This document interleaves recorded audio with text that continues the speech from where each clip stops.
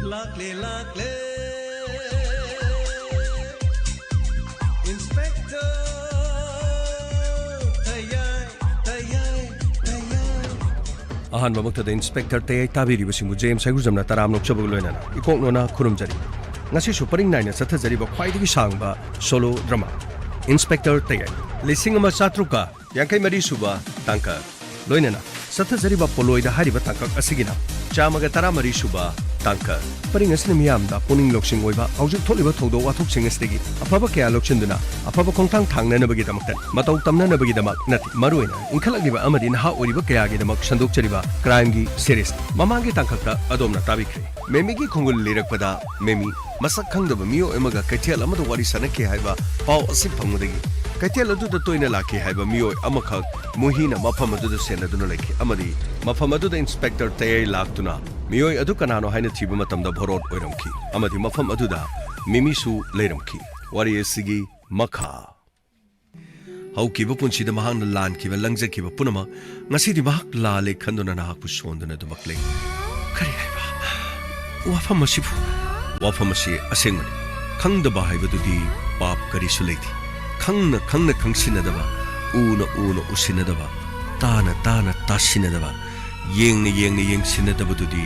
pap soidana pu mahakna ningsingli mahakna soli ngasisu adom butatana adomna thajadraba somuktang mahakki maramda neinabihu kari haiba memi nangi ga hinaki wafamdo nang kawroba yengoi imaga babunga maning thungnanaba yamdrabadu chahimam hangedra adugi matungdagidi aina habido khangedra mane mahangna ingonda thajaba pigi mahangna aibu soidana ningsinglongani aibu mahangna soidana ningsinglongani thajadriga adomna mahakpu mutang naina duni yambiu aikhoi adomo mafam asida phaba lakpa nati tasina adom khudong thiba thopra adom kadai da lekhrabagi kana gumana adom phajinduna leiribra haiduna aikhoi di adom khongul lira phakatan aikhoi mafam sida nahakpu tekta kaidana leire haiba khangnabani na aikhoi amuk chana na batongzaki sir karino ade da medam ta bhasu changne sir kadai tu ada changla kre sir te aisu laite mafam sida aisu leirangani na khanmadagi ai hekta mafam sida laban karigino aikhoi na di wana thirga nana mafam sida leirangani haiba khangnibati aina khanglakpudi ategi nati magi lupa lakni ban pikiba mi adu tai kana sunati mafam sida leifam thu borat ki mateng mahna pangkibani adurabadi mahak mafam sida soidan leirangani khanmadagi aisu mafam sida lakpani aduga tayagi gari su mapanda leiram aduga sir wafam amana haibiyo kari wafam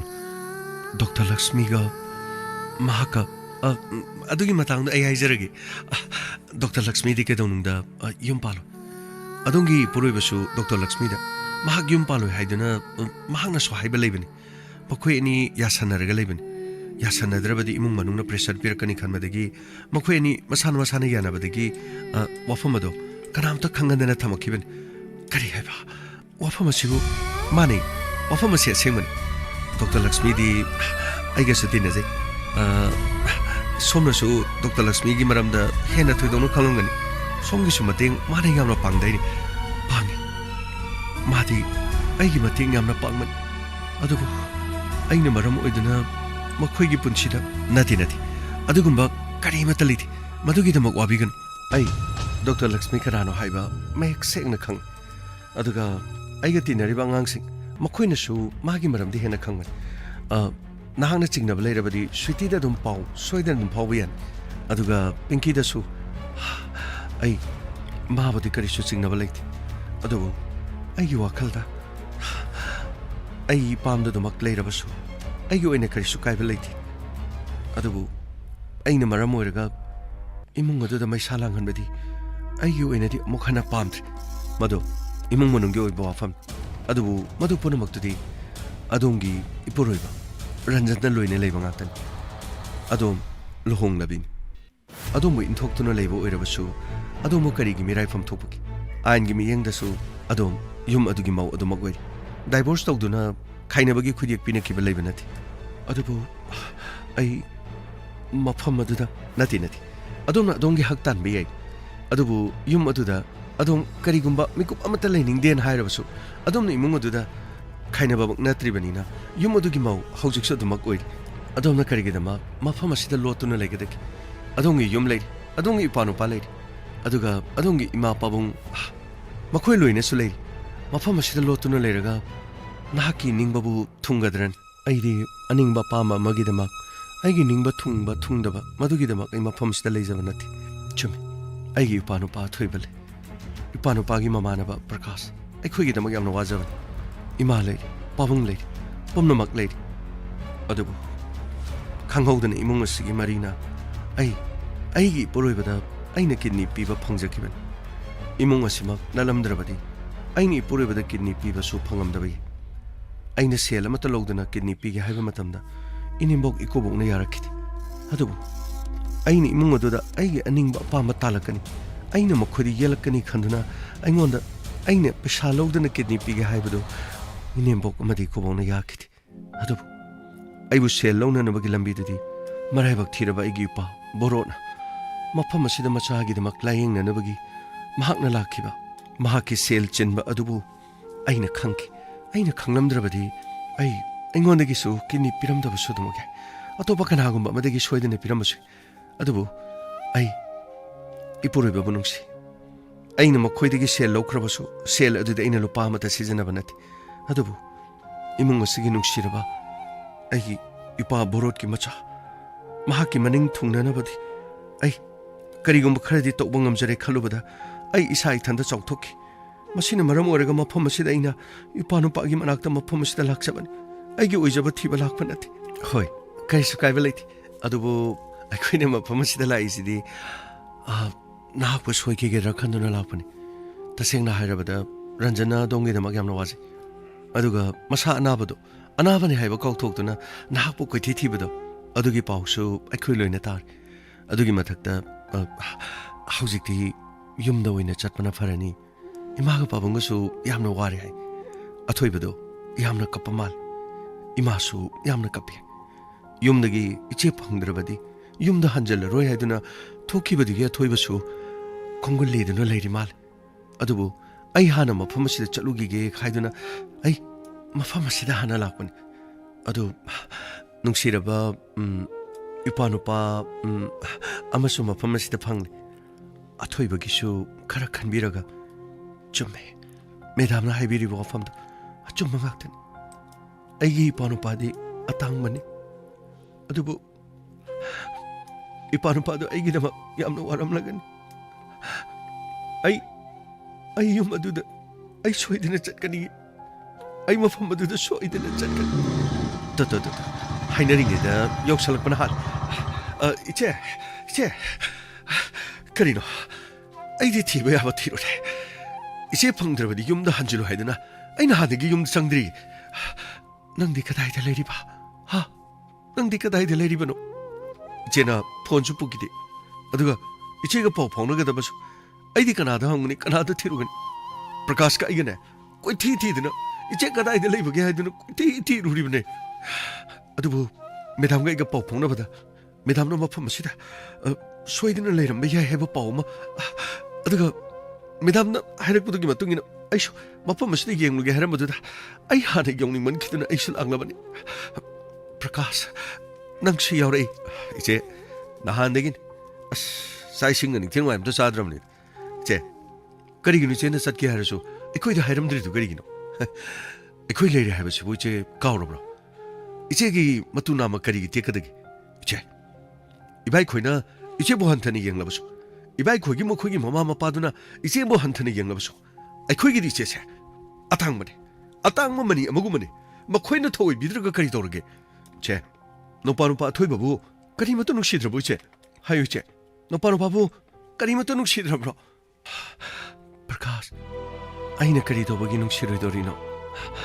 nangbu sanungsi aduga aigi ipanupa thoi bu sanungsi aduga ipanupa borot mahak sanungsi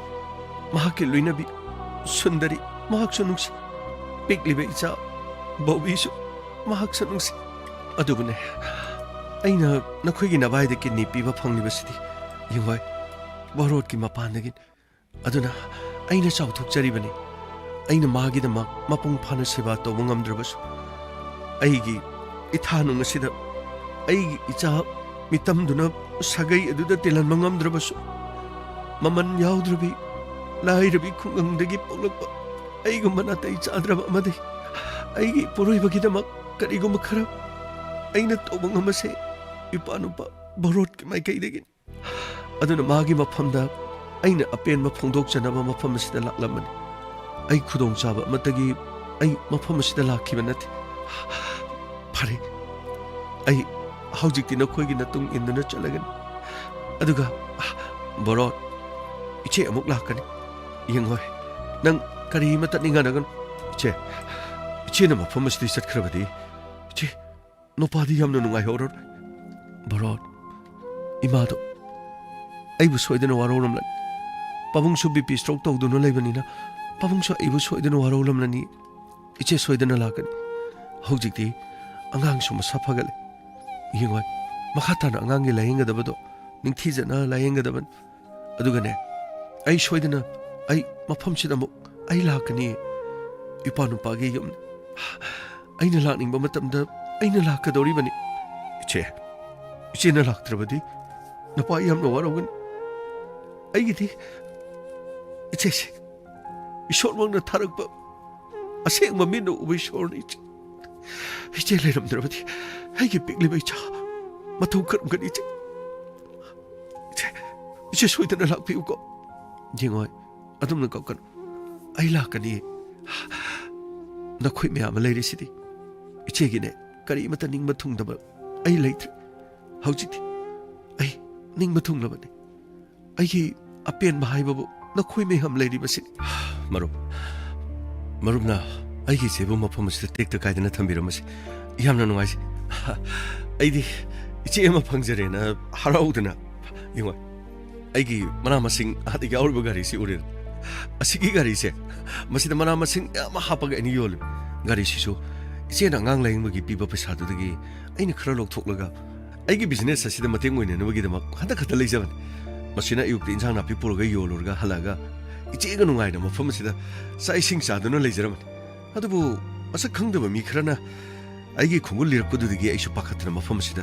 이제기 만학도 ပေါꯛ덤게 해두는 락라가 मफम असिदा police लाक्तना मदुदगी मथंग मयाम पुनमक लोइना खंगना यामनो नुवारी ताउनो मफम असिदा आइगी चेबु चंगजफम पिदुना थंबिरमसदगी हेना नुंगाइबा करी मत लेति ngsidagi आइगी चिनिनाव आइखोइ अनि खक्त नथि आइगी चिनिनाव अमसु हेंखलबनी आई यामनो नुंगाइरि अदुदि यामनो नुंगाइरि आइखोइ अमुक चचनबा तौजगी तंबा अदुदि होजि ते आई अथोइबगी मचेगा लामिनारगी अदुगा ते होय चपिरम आई मखोइदि युमदा थिनबिरमक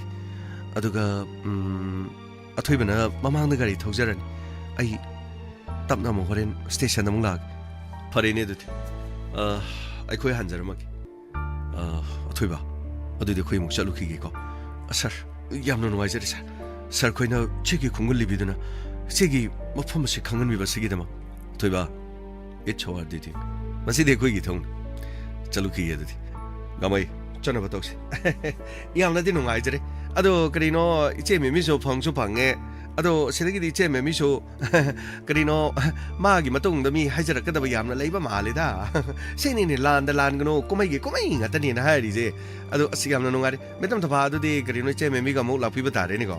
अखोय अमुक चसरम तारेनि फरेने अदुदि madam अखोय अमुक गामै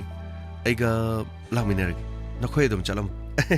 यामना नुंगाइ करिनो मसेगी नुंगाइबा फोंदोपो ओइना चाक चरा मतंगदि चामिनबदि याबने हाय बाबू गमै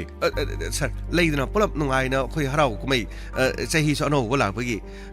वारौना लेइरुबा सेंगदो सुम पुनसनबगी हौजि मखा करि तोरकदि हायबा खंगम अदुगा मखोयगी मनेमबोक अमदि मकुबुंगना माकपु लोक्संगद्र लोक्सलोइद्रा रंजन करंबा वाखंदा अदुगा करी तोरकदगी हायबदुदि वालिदना अस होइने तौरिजे मनिंग मतिक अममो वालिदगो फरे फरे अदुदि इसे करिनो अखोय मयामसो कॉपी गनको फरे अदुदि इसे अखोय अमो चचरगी गको अदुदि फरे फरे बुंगो अखोय अमो लोगोमै चनबतोक्स फनी sir sir makoi ki kapna baga launa baga kapna baga launa ba mitigi piga tai go sir machin mapa gi nungsi baga ai sidi askana matana thingma gamba jana te da sir chumani ga mai pumi na bangak tana machin mapa na ti adu wodi sir ai khoi ga so metam ta bhaga sa dum leina ri ba mari sini sir makoi gi so thon nungsi gre ne sir angang ana ba ma hari do mani borot ki machanu pa do aru bana bam na madu memini piri balo palak ni pan madu nu laing madu gi shel khar le madu na gari ma lawraga uredana business story as ibungo kaino ta sidi krino sir ngasai ada lokphom de le hoba han do man kreda sir kari le ibungo khoina sida thiba lai si ada yomjal libo khochali si aina ha pe tajabada moi imung sibo kari phatta nungda pabung haigedra tada haigedra kari sido gunati imung sigi angang anaba ma yawbudu ada leriba nupi mau ma lerisi mana imung sigi anaba angang dugi lupa lang nipan puthoga lain aduga nupi si mafam asida satke hairamdana satke baduda ngak thina banida atai kari sulait oh sigi ibungo magi macha ma nabadu hoine hantak la yingine adudi nupi sina mateng pangbo oire kwa pabung haigedra kari haigedabno asi mana mateng panggoda nati mana mateng pangi si magi mapuroibada so kini do si lauthoga mateng pangi ba aduda sunadi ko moigi makobok manembok tunadi mamok che thina tawbi ba haidare tada haigedra pabung haigedra isai maudi thina tawbi gno go kari haigedage pabung atai lana pau kari no mayam da sandok pe gno da kari so laiti ko pabung no lopham da le horoga sida mo prap lai sibo pabung mong amani ko pabung gi mong matau se ai so yum he karak pani da adai da kari no kari tawrobno haidana khangning dana he ai so lage he khangjaban waro bibi ade adudi yamna nungai jare phare pabung adudi akhoi muksana batok gamai gari thor funny sir pabung adu dekho chalu gi ko kari so mengon da lana pau sandok piro no ko police laga mi phagi khoki gaina tawdo ibungo sandok charo yamna phare sidi yamna phaba jani da ukjen chaw mi si yamna leiba jani ko hauji ki matamda ukjen picture hingnari ba singse sigum ba singsi uraga mingona kathokpa mi gi awaba da saru ga ba singju uraga ukjen chaw thokpadi yara ba jani ko kaya da phakrabano ne moi pabung nasanu pasibo karimata chaw tho hai ba su yadi karino toga dori ba sibo mana ningkrabadi hek mage ningbadu da dum khanjandana leiba karino ni mana suk yamna wa ngang na ba yadre ba sibo ai khoi na mage da mak suk phana ba honari ba si mangon da karimata sangmanati kaya muk yamna matik magul lekhrabanu pinu khangdre nupi sigi haktak tai khoisi imung mase lekha ta gadori mimang asidi yung kaya da phajakidra mamang nupi digi kidney lawraga macha nupa da hapi aduga mane maku asina thoi wa woi di ga kairo le kai sin ngang na sangnari ba makhoi kari mathau lege aina tawning mata tawgani aina pa madu ai khoi na khan ba da bani ne ai khoi ge lemin na gadori ba aduga imitte ai khoi gi shudra badi ai khoi gi maule ru bagi kari kana ri bagi makhoi gi di masdai de masu masa bari leina ai khoi na ama phau leiba sunata ba ai khoi gi shu mutong unu na bhona ba sida makhoi ne khoi bu yang chili bani macha ana ba gi di khanda na macha ana ba sigi de makini piri bu mamo du bu ai khoi ne sanghan de hospital gi tan thokki gai na bangang dang na ba sari ne machin sing sida ut ka wai ga sunu tai ga noi ga machin sidi hek noi ba bu maningi pisak masaga iduna tada amtang ai khotada ga aina kari haigi be ma hai icha ga na ba ngak du biningi duga tada noi sikaya da patramano na khoine namo udu aduk thin oli bu kari no ga iduna mi hotel mama nga du de ngoda usat thoi de ngak ni bani ne nang ba sumi we na ngau de tada no pi ngam ga no ga na nangi no pi jana kin hai bu illi ga iduna aibo nupi ngamba adha moragi type ta sungang hauri ne angam ja sunuda kari dauri hari ne moin le bini thoro ai isu udar dikai to dori ge akhoi ge dara akhoi ge elect di kari bo to dori ge khandana muti yengune akhoi na thingnari sibu moi khangra ba wa ba se is moi na pan biro khoi yom moi pan biro yu ne kari khandana 미 ngasi mi hat kani ko ai mi hat kani hari basini ai na cha no pa si kari ma da sao ya de shi sao tho hai de kha them na ba da ai shune asom da pau du phang na adu bu asom gi shu dr lakshmi ni kari kari tamjal lo no khang de ne tawri shi moi pa bung tamjaning ba tamjan sunu da mama mapa ne ya ra di ma na kai do do ri ge makhoi gi su makhut da ha ma ga heng cha da na lei da na ya do ri bani da ꯑꯩꯈꯣꯏꯅ ꯃꯈꯣꯏꯒꯤ ꯃꯆꯥ doctor ꯑꯣꯏ ꯍꯥꯏꯗꯅ ꯃꯆꯥꯅꯨꯄꯤꯗꯣ doctor ꯑꯣꯏꯕꯒꯤ ꯄꯥꯝꯕ ꯅꯠꯇꯦ ꯑꯩꯈꯣꯏꯅ ꯄꯥꯝꯂꯤꯕꯗꯤ ꯇꯤꯟꯅꯔꯨꯕꯒꯤ ꯏꯆꯦ ꯃꯁꯤꯗꯩꯗ ꯇꯥꯃꯣ ꯍꯥꯏꯗꯅ ꯑꯩꯈꯣꯏꯅ ꯂꯣꯏꯅꯗꯅ ꯂꯩꯔꯦ ꯑꯗꯨꯒ ꯃꯆꯥ ꯏꯆꯥ ꯄꯤꯅꯁꯤꯀꯣ ꯍꯥꯏꯗꯅꯗꯅ ꯑꯉꯥꯡꯗꯨꯅ ꯗꯣꯛꯇꯔ ꯇꯝꯗ꯭ꯔꯤꯉꯩꯗꯒꯤ ꯍꯦꯛꯇ ꯅꯠꯇ꯭ꯔꯣ ꯑꯩꯈꯣꯏꯅ ꯄꯥꯅꯔꯛꯄꯗꯨꯕꯣ ꯏꯁ ꯁꯣꯝ ꯅꯥꯀꯟꯗꯅ ꯗꯣꯛꯇꯔ ꯇꯝꯕ ꯂꯣꯏꯁꯤꯜꯂꯛꯄ ꯀꯥꯟꯗꯨꯗ ꯅꯆꯥꯅꯨꯄꯥꯁꯤꯅ ꯅꯪꯍꯧ ꯂꯥꯛꯍꯧꯗꯦ ꯀꯗꯥꯏꯗꯒꯤꯅ ꯍꯨꯠ ꯇꯧꯗꯅ ꯍꯦꯛꯇ ꯑꯃꯁꯨ ꯄꯨꯁꯜꯂꯒ ꯍꯦꯛꯇ ꯆꯪꯉꯩ ꯑꯩꯅ ꯃꯁꯤꯗ ꯅꯥꯟꯊꯣꯛꯈꯤꯅꯕꯅꯦꯅ ꯃꯇ ꯕꯦꯂꯦꯟꯗ꯭ꯔꯤꯋꯣ ꯁꯧꯒ꯭ꯔꯤ ꯊꯣꯡꯕꯨ ꯄꯤꯖꯩꯅꯦ ꯁꯤꯠ ꯅꯥꯟꯊꯣꯛꯈꯤꯗ꯭ꯔꯥ ꯍꯥꯏꯗꯅ ꯃꯗꯩꯗ ꯏꯃꯥ ꯏꯄꯦꯝꯃ ꯑꯗꯨꯒꯅꯦ ꯅꯥꯟꯊꯣꯛꯄꯗꯤ ꯂꯥꯏꯔꯗꯅ ꯁꯣꯝꯗ ꯑꯣꯏꯅ ꯅꯥꯟꯁꯜꯂꯛꯏꯅꯦ ꯏꯃꯥ ꯏꯄꯦꯝꯃ ꯂꯤꯠꯁꯜꯂꯛꯇꯅ ꯌꯨꯝ ꯑꯁꯤꯗ ꯃꯁꯤꯗꯩꯗ ꯃꯧꯅꯦꯅ ꯈꯤꯟꯗꯅ ꯍꯦꯛꯇ ꯂꯩꯕꯅꯤꯅꯦ ꯑꯣꯠꯄ ꯌꯥꯕ ꯑꯣꯠꯄꯅꯤ ꯅꯩꯕ ꯌꯥꯕ ꯅꯩꯕꯅꯤ ꯃꯄꯥꯝ ꯆꯠꯍꯟꯗꯦ ꯃꯅꯤꯡ ꯊꯨꯡꯍꯟꯗꯦ ꯃꯐꯤ ꯃꯔꯣꯟ ꯃꯁꯤꯗ ꯅꯤꯡꯊꯤꯅ ꯍꯣꯟꯗꯅ ꯌꯨꯝ ꯑꯁꯤꯗ ꯃꯤꯅꯥꯏꯗꯧꯅ ꯊꯝꯕꯕꯨ ꯏꯃꯥ ꯏꯄꯦꯝꯃ ꯃꯥꯅ ꯉꯝꯕꯁꯤꯕꯨ ꯁꯤꯛꯈꯥꯡ ꯍꯦꯛ ꯈꯥꯡꯗꯅ ꯆꯍꯤ 5ꯁꯤ ꯌꯨꯝ ꯑꯁꯤꯗ ꯍꯦꯛ ꯂꯩꯕꯅꯤꯗꯅ ꯃꯄꯥ ꯅꯨꯄꯥ ꯑꯣꯛꯇꯕꯗꯨ ꯅꯣꯡꯃꯩꯅ ꯄꯥꯜꯂꯤ ꯍꯥꯏꯕꯗꯨꯗꯒꯤ ꯈꯨꯗꯣꯡꯆꯥꯕꯗꯨ ꯂꯧꯔꯒ ꯅꯆꯥꯅꯨꯄꯥꯗꯨꯗ ꯊꯦꯝꯃꯒ ꯅꯠꯇ꯭ꯔꯣ ꯑꯩꯈꯣꯏꯅ ꯊꯤꯟꯗꯣꯛꯍꯜꯂꯨꯕꯗꯣ ꯅꯆꯥꯅꯨꯄꯥꯅꯁꯨ ꯑꯩꯈꯣꯏꯅ ꯍꯥꯏꯕ ꯏꯜꯂꯤ ꯊꯣꯛ ꯊꯤꯟꯗꯣꯛꯈꯤ ꯏꯁ ꯁꯣꯝ ꯅꯥꯀꯟꯗ ꯐꯠ ꯍꯥꯏꯅꯔꯒ ꯌꯥꯕ ꯃꯇꯝꯗꯨ ꯌꯧꯁꯜꯂꯛꯀꯥꯟꯗꯨꯗꯅꯤꯅꯦ ꯈꯖꯤꯛꯇꯗꯗꯤꯅꯦ ꯅꯥꯟꯊꯣꯛꯇꯅ ꯏꯃꯥ ꯏꯄꯦꯝꯃ ꯀꯗꯥꯏꯗꯒꯤ ꯅꯣꯏ ꯆꯥꯒꯤ ꯃꯔꯥꯏꯕꯛꯁꯦ ꯀꯤꯅꯤ ꯐꯦꯜ ꯑꯣꯏꯁꯜꯂꯛꯇꯅ ꯊꯕꯛ ꯑꯁꯦ ꯄꯨꯡꯀꯥꯏ ꯍꯦꯛꯇ ꯀꯥꯏꯈꯤꯕꯅꯤꯅꯦ ꯄꯨꯝꯅꯃꯛꯇꯣ ꯍꯧꯖꯤꯛꯇꯤ ꯍꯧꯈ꯭ꯔꯕꯅꯤꯅ ꯑꯩꯈꯣꯏꯒꯤꯁꯨ ꯇꯧꯐꯝ ꯊꯣꯛꯄꯗꯨꯗꯤ ꯑꯗꯨꯃꯛ ꯇꯧꯕ ꯇꯥꯕꯅꯤ ꯅꯆꯥꯅꯨꯄꯥꯗꯣ ꯑꯩꯅ ꯍꯥꯏꯔꯤꯁꯦ ꯃꯨꯟꯅ ꯑꯃꯨꯛꯇꯪ ꯇꯥꯎ ꯅꯆꯥꯅꯨꯄꯥꯗꯣ ꯆꯥꯛ ꯏꯁꯤꯡ ꯈꯔ ꯆꯥꯅꯅꯕꯗꯨ ꯑꯃꯨꯛꯇ ꯅꯪ ꯍꯣꯠꯅꯍꯜꯂꯨ ꯑꯗꯨꯒ ꯑꯩ ꯋꯥꯍꯩꯒ ꯇꯥꯎ ꯅꯆꯥꯅꯨꯄꯥꯅ ꯌꯥꯔꯕꯗꯤꯅꯦ ꯊꯕꯛ ꯄꯨꯝꯅꯃꯛꯁꯤ ꯂꯣꯏꯅ ꯂꯥꯏꯒꯗꯧꯔꯤꯕꯅꯤ ꯑꯗꯨꯕꯨ ꯅꯆꯥꯅꯨꯄꯥꯅ ꯌꯥꯗ꯭ꯔꯕꯗꯤ ꯊꯕꯛ ꯑꯁꯤ 이라이 라이로이도리버니니 까이도바 야로이도이노다 아이코이나 뿌이버부 아이코이나 하이바다 마나 야데디 까나나 하이비 야도이노네 이스 아이냐 아이 가칼라가니고 아이 후자드는 시키니 하이시니 아이냐 아이 핵 하이비 인드라바 아이 후자드는 시키니 하리버치니 허이 아두부 와네는 강이도 가리노나 짠나바 오이비 야로이도 보아도 나가나 나짜노바도 테마가 짝피지나 코노 마기 누피에도 직 디버 캉디 하이는 까다이드 로트나 떠오리노네 까야다 헤이네 싱나 떠오크라바 아이코이네디 마기 센펌도 삐르가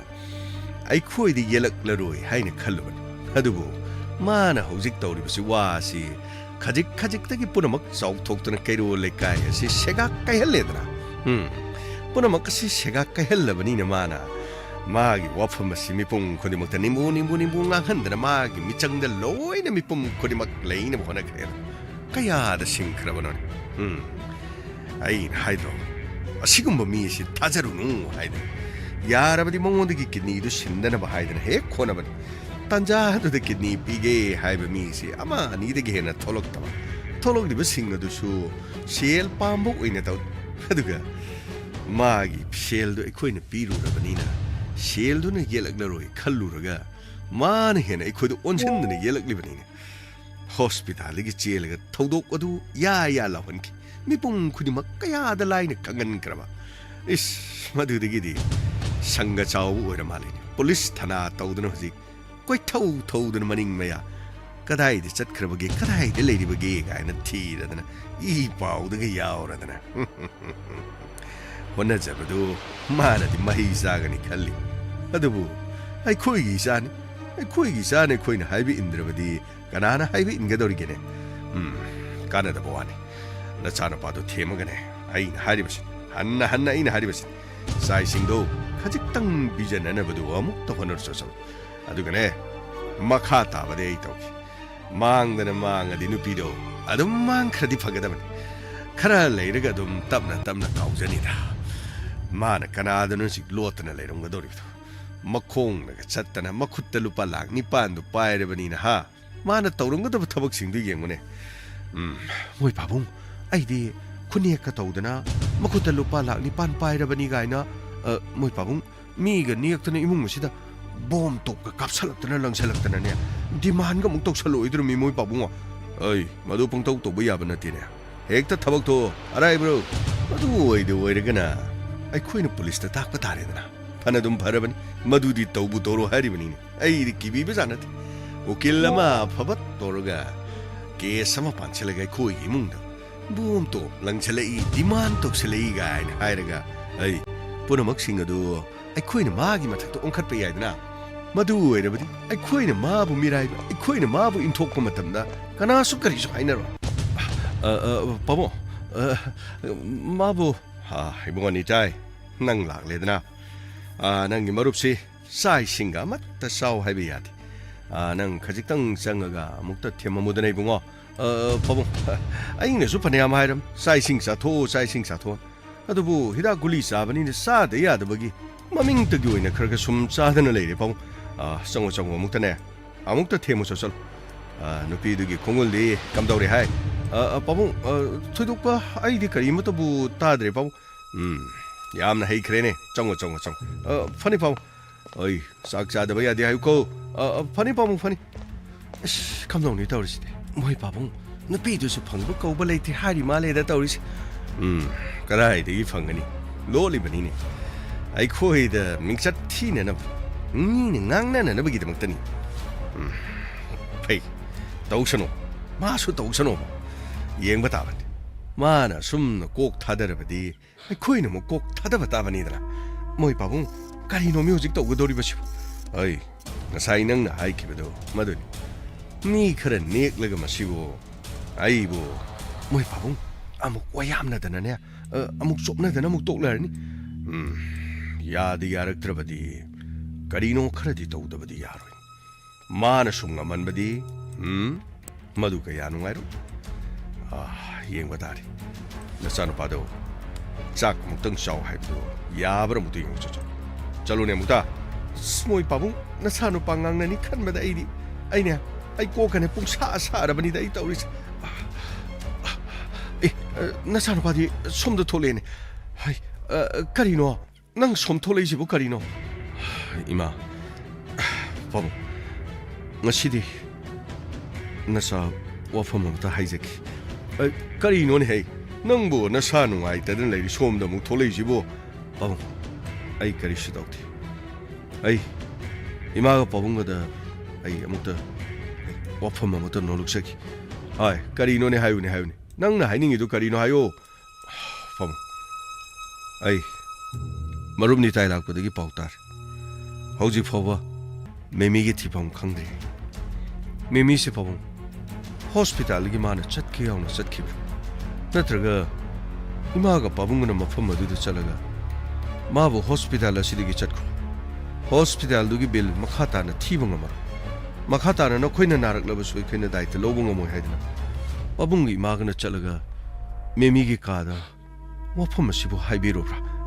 हई कनाना हारिबनोने आई निताई पबुं करीनो वफमसे नंगना मंगोंदा तमजलुरिब्रा नत्तिदा बाबू कदाइदेनोदा आइना करी तमुदोइनो अदुदि माना करी माइन खंगदोइनो हो अदुदि पाबुंगै मागना वफमसे मंगोंदा सोइदना हाइरे हाइबा नत्रा पाबु हई मदु वफम अमनि नंगना मदु खंगबा खंगदबा थोदोकपा लेते यानकिबा हाइबा मलेको अइखोइनि यानकिबा मतुंगिना मंगोंदा लुपा लांगनि पान पीबा लांगनि पानसे पीरबा मतुंगदा माना मखा ताबदी अनाय यारकपद माना लायंग जबा हाइदना मसा मंगना याना सोइ तोरमलिबनिने मसाना सोइ तोरमलबदु अइखोइना मदुदा करी हाइनरुगदगे पबुं अई पुनसिबु कल्लिबा मी अदुदा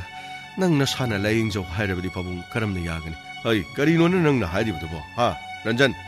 नंगिदमक्तनि नखोइना सिलिबसे पबुं अईबु पुनसिब कल्लिबा मी अदुना मागी मसागी रिक्स अदु लौजरगा नंग नसाना लायंग जौ हाइबसिबु अईगी पुनसिबु कनबीबगीदमक मही पीरिबा हाइबदुरने पबुं मदो अइखोइनि यानबदुगी मखा पोन मंगातन यानद्रबदी यानदबगी थोपा मदो यानबदुना हाइबा नत्रने पबुं सुमीनि इमा सुमीनि अदुबु पबुं करिगुम्बा मिमीना किडनी फेल ओइरंबा तारबदी अइना मिमीदा किडनी पीगे हाइबा मतमदा इमागा पबुंगना यारंगदा अमुक ताइबियो इमागा पबुंगना मतम मदुदा किडनी पीगे हाइबा मतमदा याबिरकदरा हाइबियो अमुक्ता हाइबियो कदाइदगिनोने मादी नुपीने नंदी नुपाने इमा सुनुपीने इमाना नुपी मो ओरगा नुपी उ करिगिदमक्ता अदुक अने म थाक्ता थम्मिरनोनि मा नुपी ओरबदि नुपी बो वांग म थाक्ता थम्बियो नुपी बो करम मतमदा चौखटप गायखिगदौरिगे लमदम मसिदा नुपी दा शक्ति पीसी नुपी दा शक्ति पीसी हाइदना मिपुंग खुदिमना लाउरी ngang नुपी मन भोट लेबलक मतमदा नुपी मन नुपी दा थाजदे नुपी न नुपी दा भोट पिनिंगदे नुपी गी रिजर्वेशन सिट अमक खखागा नुपी कयाना नुपी गी खुलाउ लाउगदगे मा युमथोंग खुदिंग दा लेरिबा नुपी मयाम नुपी सिना माले मसिदा मी हाइबा जीबसे पोक्तुना ताइबंग पाना सिदा मी मसिंग हेंगलली मसागे थौदांग या हली ngasiगी माले मसिबु ngakna nabagi damak mipung khudimaki magi phuruk kaya tholukna ngasidi nupi singna choba thodang lauri madu khatana thi mung manungda macha masugi ponama nupi na choba thodang kya lauri banatrani ma adu imana nupi moraga nupi gi awabadi imana khangde adu nupi budi hantana yengni natra ima yare se to se yana khibuduna ne haina bani ne mana yaba ngamloi hairabadi aikhoina kari hairu ne ge ha mana yabadugi aikoi su haibani hadudi ma manu hospital gi chatpasi o mane aina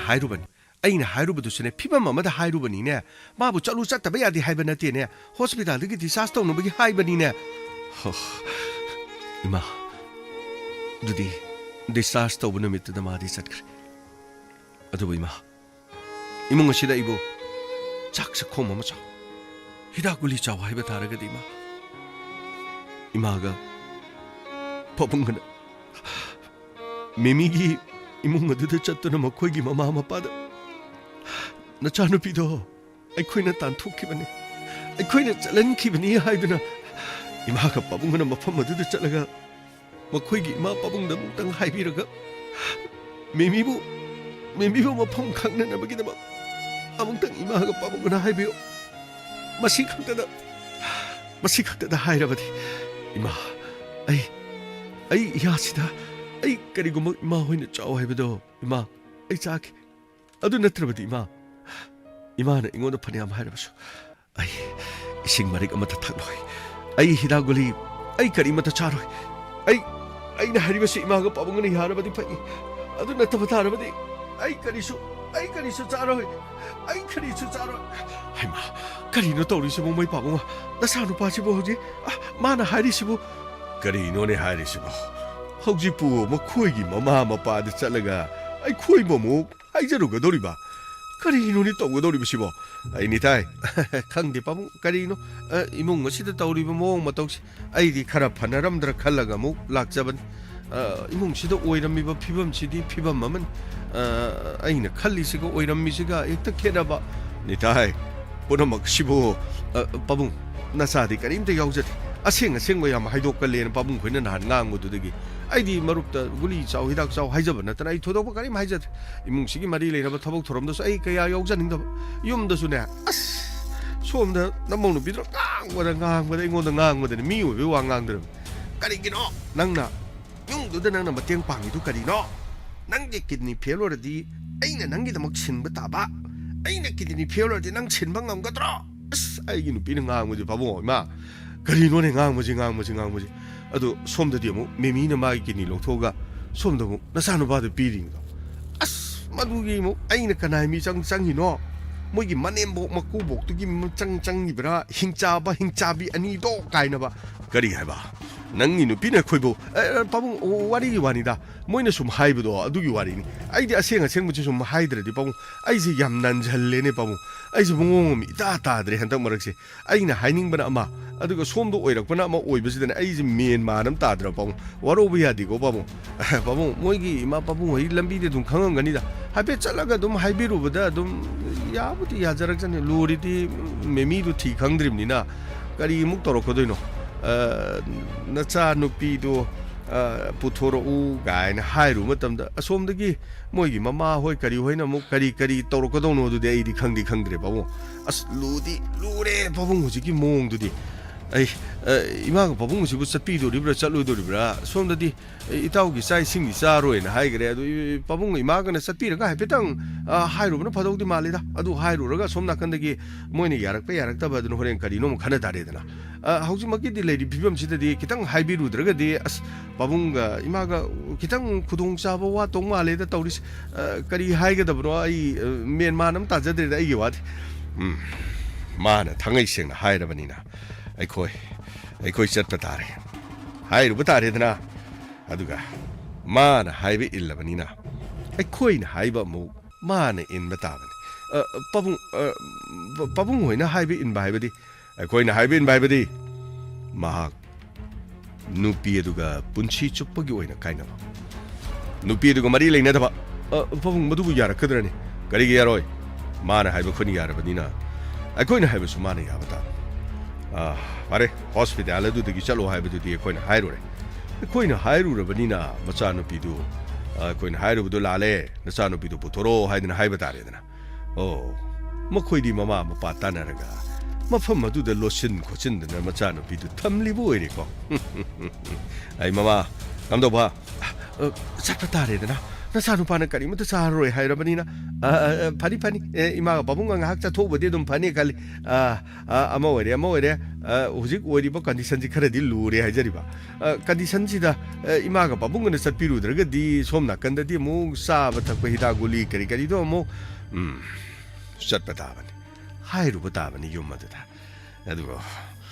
ꯃꯃꯥ ꯃꯄꯥꯗꯨꯅ ꯀꯔꯤ ꯑꯃꯨꯛ ꯇꯧꯔꯛꯀꯗꯧꯔꯤꯕ ꯑꯩ ꯃꯃꯥ ꯂꯣꯏꯁꯜꯂꯨ ꯆꯠꯅꯕ ꯇꯧꯁꯤ ꯑꯩ ꯑꯃꯨꯛꯇ ꯂꯣꯏꯁꯜꯂꯨꯒꯦꯀꯣ ꯍꯣꯏ ꯑꯩꯁꯨ ꯐꯤ ꯑꯃꯇ ꯍꯣꯡꯉꯨꯒꯦ ꯇꯧꯔꯤꯁꯤ ꯍꯥꯏꯅꯤ ꯇꯥꯏ ꯅꯪꯒꯤ ꯃꯔꯨꯞꯁꯦ ꯅꯪ ꯌꯦꯡꯉꯒꯅꯦ ꯈꯔ ꯑꯝꯇ ꯂꯩꯔꯝꯃꯣ ꯑꯩꯈꯣꯏ ꯂꯥꯛꯇ꯭ꯔꯤꯕꯣ ꯅꯪ ꯂꯩꯔꯝꯃꯨꯀꯣ ꯂꯩꯖꯔꯝꯒꯦ ꯏꯃꯥ ꯑꯩ ꯂꯩꯖꯔꯝꯒꯦ ꯐꯖꯅ ꯂꯩꯖꯔꯝꯒꯦ ꯏꯃꯥ ꯂꯣꯏꯁꯟꯕꯤꯌꯨ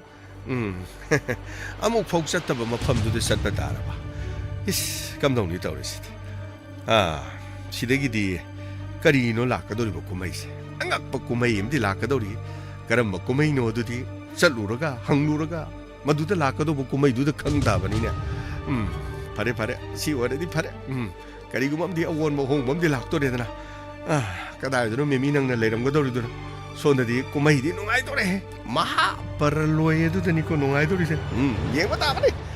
ꯇꯥꯕꯅꯤ ꯀꯨꯝꯍꯩ ꯌꯦꯡꯒꯦ ꯏꯇꯥꯎ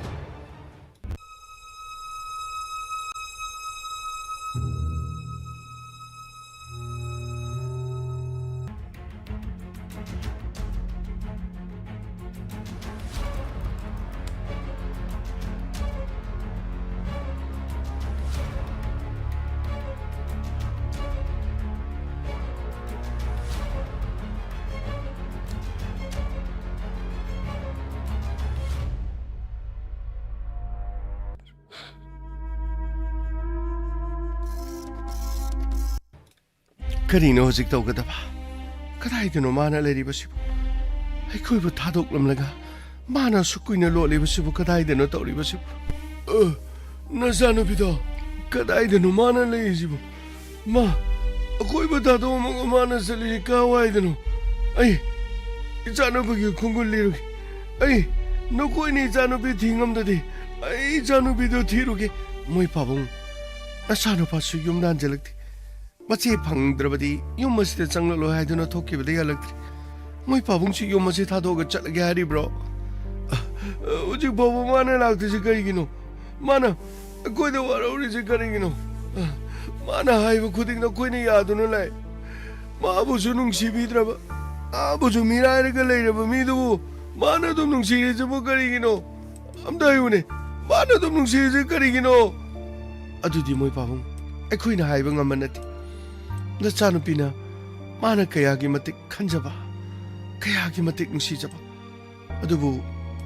ꯃꯥꯕꯨꯗꯤ ꯀꯔꯤꯁꯨ ꯈꯟꯕꯤꯕ ꯅꯠꯇꯦ ꯑꯗꯨ ꯑꯣꯏꯔꯒ ꯃꯥꯅ ꯀꯔꯤꯒꯤꯅꯣ ꯑꯩꯈꯣꯏꯕꯨ ꯊꯥꯗꯣꯛꯑꯒ ꯃꯥꯅ ꯆꯠꯂꯤꯕ ꯃꯔꯝꯁꯤ ꯀꯔꯤꯒꯤꯅꯣꯕ ꯑꯝꯇ ꯍꯥꯏꯌꯨꯅꯦ ꯃꯥꯅ ꯀꯔꯤꯒꯤꯅꯣꯕ ꯑꯩꯈꯣꯏꯕꯨ ꯊꯥꯗꯣꯛꯑꯒ ꯆꯠꯂꯤꯁꯤꯕꯣ ꯃꯣꯏ ꯄꯥꯕꯨꯡ ꯑꯃꯔꯣꯝꯗꯗꯤ ꯅꯆꯥꯅꯨꯄꯤꯒꯤ ꯈꯜꯂꯨꯔꯕꯗꯤ ꯌꯥꯝ ꯆꯥꯎꯊꯣꯛꯆꯅꯤꯡꯉꯥꯏꯅꯤ ꯃꯈꯣꯏꯅ ꯃꯤꯔꯥꯏꯕꯤꯔꯕꯁꯨ ꯃꯈꯣꯏꯅ ꯏꯟꯊꯣꯛꯂꯕꯁꯨ ꯏꯆꯥꯅꯨꯄꯤꯗꯣ ꯃꯍꯥꯛꯅꯗꯤ ꯃꯄꯨꯔꯣꯏꯕꯒꯤꯗꯃꯛ ꯈꯜꯂꯤ ꯍꯥꯏꯕꯁꯤꯗꯤ ꯇꯁꯦꯡꯅ ꯇꯔꯪꯅ ꯂꯣꯏꯅꯃꯛ ꯑꯁꯦꯡꯕꯗꯨ ꯎꯠꯂꯤ ꯑꯗꯨꯕꯨ ꯃꯥꯅ ꯀꯔꯤꯒꯤꯅꯣꯕ ꯑꯩꯈꯣꯏ ꯃꯤꯔꯥꯏꯔꯒ ꯃꯥꯅ ꯀꯥꯋꯥꯏꯗꯅꯣꯕ ꯂꯩꯔꯤꯁꯤꯕꯣ ꯑꯃꯨꯛꯇ ꯉꯥꯏꯈꯣ ꯀꯩꯗꯧꯕꯒꯤ ꯃꯣꯏ ꯄꯥꯕꯨꯡ ꯉꯥꯏꯍꯥꯛꯇꯁꯨ ꯉꯥꯏꯈꯤꯁꯤ ꯅꯆꯥꯅꯨꯄꯥꯗꯨꯁꯨ ꯃꯆꯦ ꯐꯪꯗ꯭ꯔꯕꯗꯤ ꯌꯨꯝ ꯑꯁꯤꯗ ꯆꯪꯂꯛꯂꯣꯏ ꯍꯥꯏꯗꯨꯅ ꯆꯠꯈꯤꯕꯗꯒꯤ ꯍꯧꯖꯤꯛ ꯐꯥꯎꯕ ꯍꯟꯖꯤꯜꯂꯛꯇ꯭ꯔꯦ ꯀꯔꯤꯅꯣ ꯑꯩꯅ ꯇꯧꯒꯗꯕꯁꯤꯕꯨ ꯀꯔꯤꯒꯨꯝꯕ ꯅꯆꯥꯅꯨꯄꯥꯅ ꯍꯟꯖꯤꯜꯂꯛꯇ꯭ꯔꯕ ꯅꯆꯥꯅꯨꯄꯤꯅ ꯌꯨꯝꯗ ꯍꯟꯖꯤꯜꯂꯛꯇ꯭ꯔꯕꯗꯤ ꯑꯩꯈꯣꯏ ꯌꯨꯝ ꯑꯁꯤꯗ ꯂꯩꯔꯨꯕꯒꯤ ꯀꯔꯤ ꯀꯥꯟꯅꯔꯨꯒꯅꯤ मोइना मोई मनिंग थुंगदे आइदना मोइना खोइबु मिराइदु कइगिनो लाइ मपोक दु पोगा कइदोरगे मोइगिदमक अखोइ लेरिसदे कनागुमदि ममा मपा कौजगे हाइबदो फंगदबा मी फोबो लेइ मखोइना खोइ मिराइरगा चक्कदोइ मरम कइगिनो मखोइना खोइ मिराइ मरम ज कइगिनो हाइबा अमदा हाइउने करिगिनो हाइबा मोइ पाबम अखोइना करिबदि ngамलोगनि नचानुपिने खलिबो वखनसिदि यामना नुंगाइति अदुबु मोइ पाबम अइना थाजबले नचानुपि सोइदना हलकनि हलोय मा हलोय कदाइदि चक्रमनु खंगदि मसादा याव किडनी माना मपुरोइबदु पिग्रे अदुगु माना लोतुना लेबगि मरम करिनो माना खोइद वारौरिसि करिनो मोइ पाबम नचानुपि सोइदना हलकनि के दोबगि करिगिनो दु यामना चिंगनरिबदुबो नचानुपिने ngasi फाव कनागुम अमता लानकेबा लेति नचानुपिनि मपुरोइबबु निंगजबनि मपुरोइबदगि हेनबा कनासो लेति खन्दुना लेजबिन करिगिनो मोइ पाबुंना नचानुपिदा दु यामना वारौरिबदुबो मानो हुजिबोबो लागतबदो अदुगी वारौबने आई पाबो यामना वारौए पपाई मीगा मानदे खंगब नत्रमा माना करिगिनो अखोइदगी हेनो माना मपुरोइबने हेना लुब्रो अखोइजु माना करिमदा खत्तब्रो मोइ पाबुं वाहिदो ओनरे ममा मपा हाइबदुगा नुंसिबा अपाम कलकपगा करिगुम मत मानति नुंसिबा अपाम कलकपदुदि तोंगान बनी मोइ पाबुं नचानुपिना निंगजबदि ममा मपान अदुबु अखोइदि मोइ पाबुं तोसे सेवासे नचानुपि सोइदना लाकनि नचानुपाना फंगनबगिदमक सोइदना थिरकनि करिगि वारिबनो माबो अइना यामना वारोए माना अखोइबु मिराइरगा माना कैसु नतबदा मफम अजि दादोंगा चलि मरम कइगिनो मागिनमक्तो खोइ लेरि मोइ पाबुं नचानुपिना खंजबा करिगुम्बा म सोइदना लेरंगनि अदुबु नचानुपाजु थिबा चटखरिदना थिबा चक्कगा होजिबो लागति मरम कइगिनो मोइ होजिबो लागति मरम जि कइगिनो बा अमदाइउने मखोइने मफम अजि लागति मरम जि कइगिनो बा मोइ पाबुं सोइदना लाकनि अइना थाजबले अइगी इचाने मागी मिहोल अइना खंगी माक सोइदना लाकनि इचानुपिदो मखोइने यामना थिना तोय मखोइगी मपांगी मकुबोक मने मकदो मखोइदो यामना फते मखोइने इचानुपिदो यमोहाले मखोइने इचानुपिदो यामना कबलेबा यारे तोसे मिंगोंदा ताइनरगुमसे केदोबगे मोइ पाबुं अखोइगी थोकपा म सोइदना लेरंगनि अमाबोरे मोइ पाबुं हौजिक्तिने अचुम्बगिदमक ईश्वर लेबने अखोइ ईश्वरबु थाजसे मदुदगी हेनबा करिगुम अमता लेथि ए कनानो गाड़ी लाइसे कदाइदन कनानो गाड़ी लाइदु कनानो मोइ पाबुं असिदि पुलिसो करियो मयाम लाई एमा मोइ पाबुं नचानुपिसो यावरे नचानुपिसो लाई पुलिस मेदाम करिनो कदाइदगिनो एमा करिनो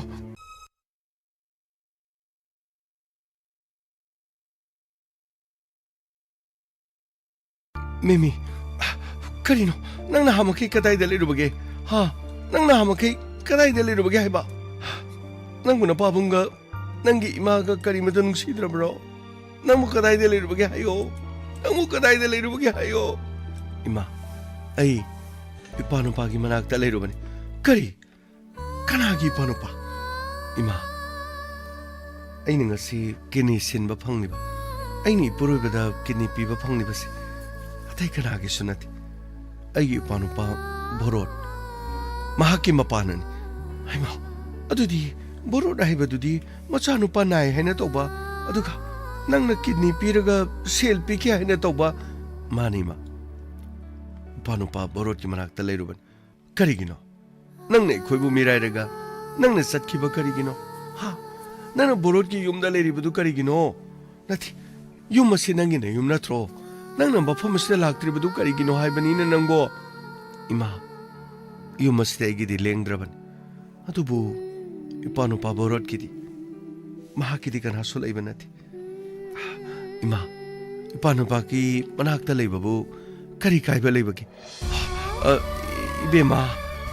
이베마 이마 아이기 밍 땀파까오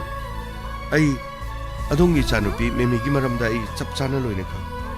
마부 마팜 짜나 이네 티르가 마팜 마시데 텍타 카이데나 부자르리바 이마 그리쇼 와비르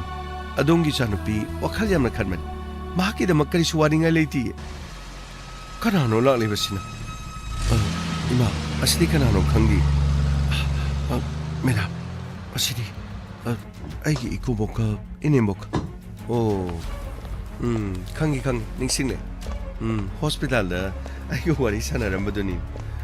랭시미로 까리노 비마 마팜 마시데 레비람 리비시고 이문고 시부 ngak세네 너기데마 이베마나 puno magsi daite lobira barani adumaina hairasu karisu kaidi pam aduga imasu yobiragli lengsibiro somna lengsibiro karino ibema yumsigi mina haidadani ibema na hairisibo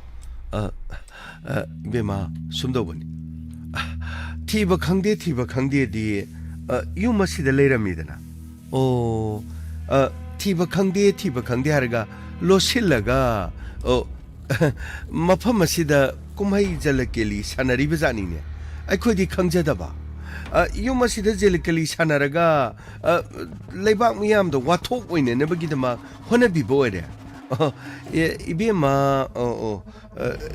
achaubo officer kari haigedabun inspector haigedra sp haigedra dsp kari aigiming dsp tamba wangambagi ngangba ima fajana thijana ngangbi ai mafam asida laklibasigi maram yamna tongal aisu mafam asida lakpa koide hera ibema hekta hajina ganuda hajina raga kari kanagadagi hojiki matamda bu asengbadi loina dong loina khangabasibu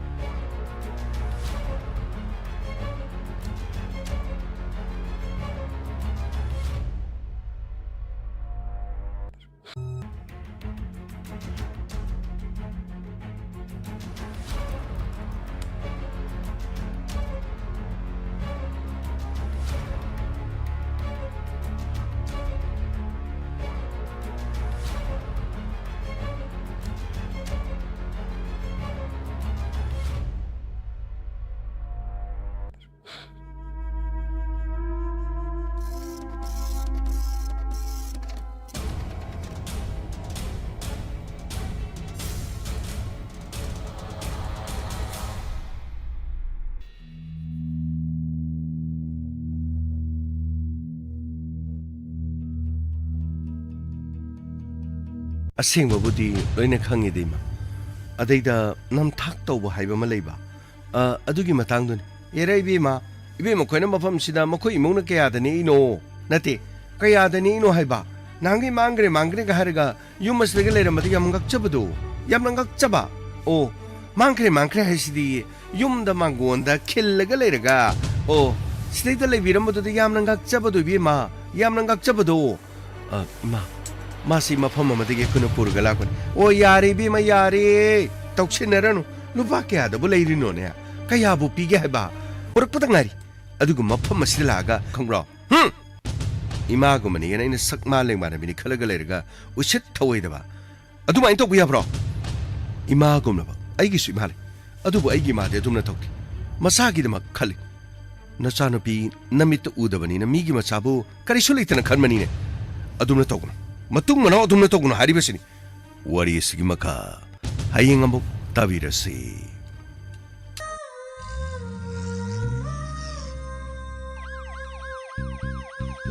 lakle inspector tayay lakle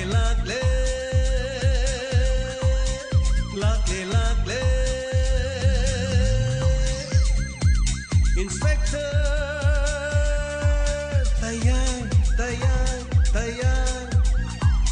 Uthanaba Kanbinaba. Thank you, sir. Welcome. Uthanaba Kanbinaba. Inspector Tayay, Tayay, Tayay. Lakle, Lakle. Inspector Tayay, Tayay, Tayay.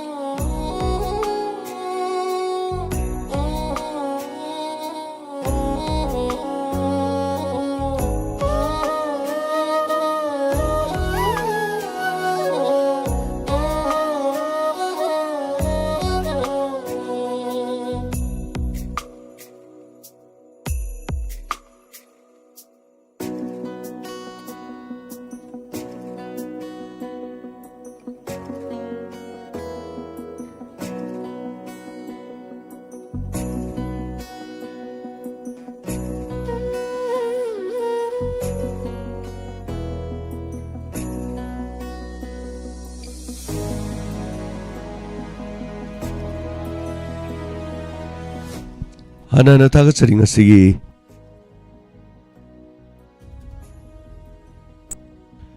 Inspector Tayali Singamaga Satruga Yankay Marisuba Pologine Chamaga Tara Marisuba Tangkak Ngasigi Tangkak Kamdo Bibagi Tabiraga Adomna Puning the Fabirak Wakalon Sing Pibirak Tendano Pazagi Konjendi Amkari Yadredana I commend the Amsana Pazero Hanana Tagatsari Punamapu Masigi wari tangkakta sarugabiri bapuno mapuhanan tagachari. Surunjay konsam tagachari hanana. Sir haningalita na tagachari tapiri. ID sagi matong disay sa giming pabirak pa kaklang pasarage. ID sagi matong disay giming irak tabade kanano taray no ay bada. Ubong amjadre masigi na mga pigani. Maramdi YouTube na ID sedong iming thoma do thondre email gi mong do ina thole @araga thole re duna ming irak pa khaktamok pajar ge waro biroi mamta no mai them da gachari no mai them mamta wari phasai ta phirak pa Sajarinta Kumar wari tangkak phasai na ta phirak pa ta gachari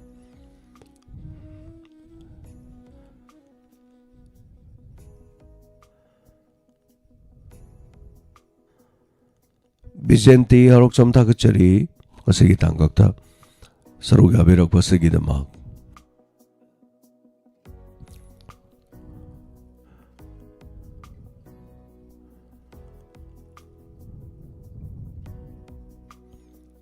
ibeman ning tokong ta kachari kasigi tangkak pasakre na tak berak pa lata sanata kachari kasigi te wari pasigi tak berak pasigi damak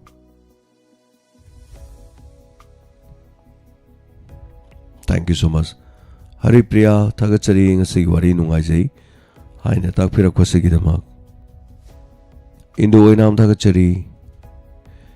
Jandai gonmai sir ngasig wari tangkak pasigi na tak pirak tagachari.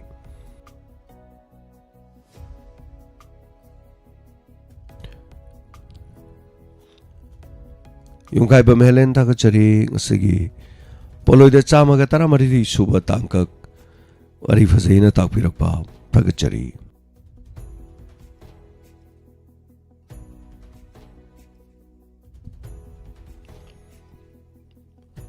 Tombisana sanjramam tagachari. Suniti bala lai mayum tagachari. Makokta hogdre singkalaga soidana tabisi. Oza kamba toizam tagachari.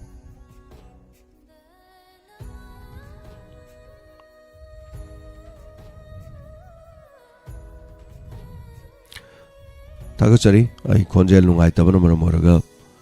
ai comment pajadre warobiro hanana thagachari saimatang kudol tamjage duga saruga beri basingda ngasigi tangko ngasigi damak kudol tamjari basina ai batare tang mapan tang tara mathoi numit humni di mayang ge comment pawa ngamjararoi inspector te sandok thaba pungpa madu da soidana khangminarasi kariguma khara di hona jaramge haidona khale do konjen tabana maram oraga kudong sada ba mayung naragadi soidana maki kariguma thoroma mano mochila susinjage natra wari si pring makada tamina ba yaba kari lebage habadu tamina si kudol tamjari sematang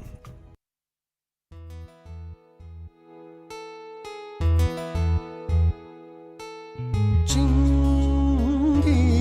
leirang lei nungsi malangi sahum kalakle chingi leirang lei nungsi malangi sahum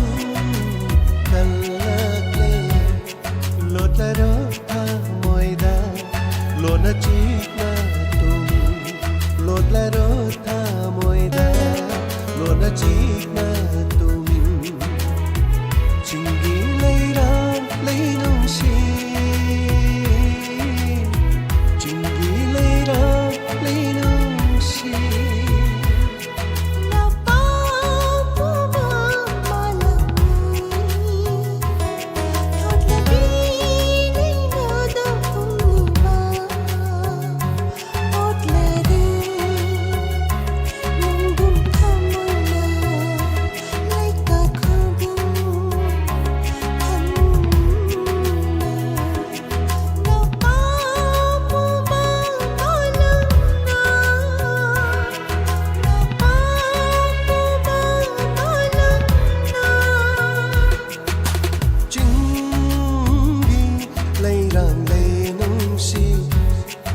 malangi sahum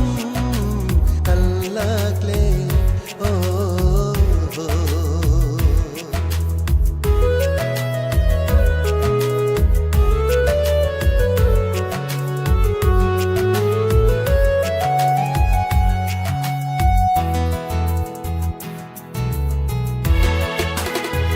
loi bi sing sang na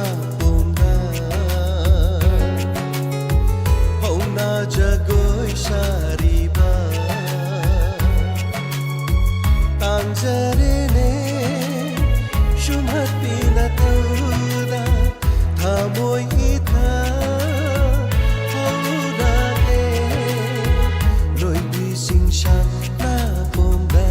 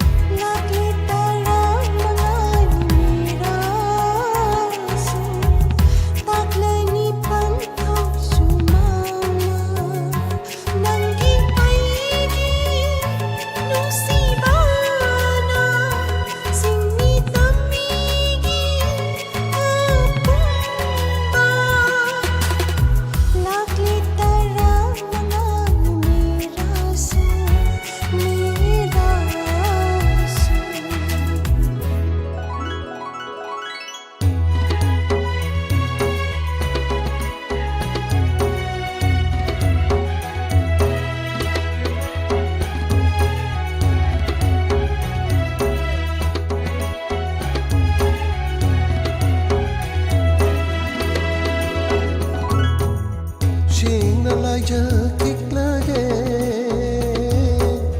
jingna parei pumbata tokto shing Elijah kik lage jingna parei pumbata tokto jingi leirang lei nungsi tamda leisha tamlaru jingi leirang lei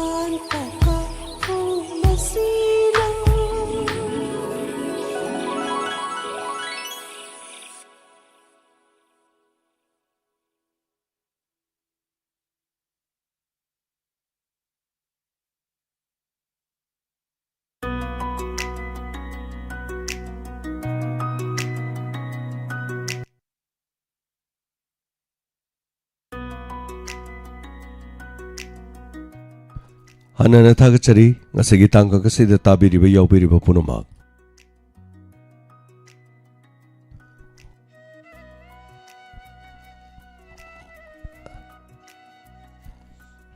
ngasi tangka kasigi makha hayeng soidana domak sandok sagani hayeng mathang atusu soidana sandok sagani adubu ahum subunumit sandok kadra sandok loidra madu matang di kariguma sandok taba taraba sudra mahamana wari mana miyang ge mahut sinjana mohna jagi tang taragani thoi numidang atheng madu soidana sandok no mohna jagi wara buibe ade all india radio punamaki sammelan maka gwati da lebana maramoraga hayeng sandok sagadabana maduna maramoraganda kudong sadabasi mayong nagadori punumapu thagachari hanana jendai thagachari konjen tabasi nungaiti lok thungmana maramoraga haitare thank you so much ma'am ngasigi thormasti yawbiri basing honajagi punumak sembi mapuna kanbiba kobiba oishanu imaleba kidamang himinasi repa kidamang leminasi yawbiraba punumapu hanana thagachari amukana sandokchariba thormasi 90.0 megahertz lanthokchariba wahong radio gi doromni loinana ngasigi damakta di thorom loisinjabagi yaba logjari hayeng wari si makha soidina taminasi punumapu kurumjari imaleba na yai fari sanare bana yai fari kurumjari